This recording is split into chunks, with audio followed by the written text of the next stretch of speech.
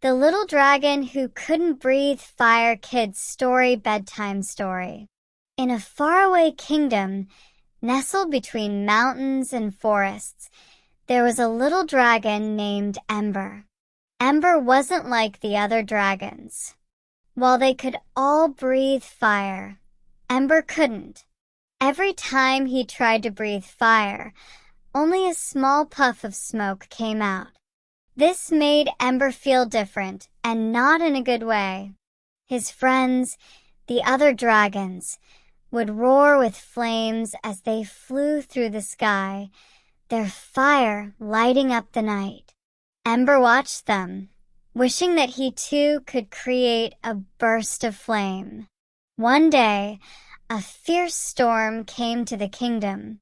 The rain poured down, and the river swelled. The villagers panicked as the floodwaters began to rise. The castle was in danger of being swept away, and everyone was afraid. The king called upon the dragons for help. "We need your fire to stop the flood. Only your flames can hold back the water," he declared.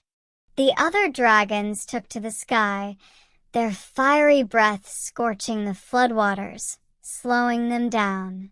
But when it was Ember's turn, he was afraid. He tried to breathe fire, but all he could do was blow out a small puff of smoke. The villagers watched in disappointment.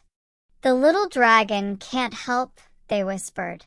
But Ember didn't give up. He remembered his grandmother's words.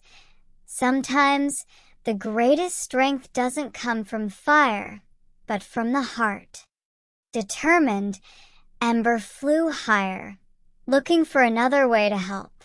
As he soared through the sky, he saw a small dam that was starting to break. If the dam collapsed, the flood would be even worse. Ember knew that if he could fix the dam, he could save the village.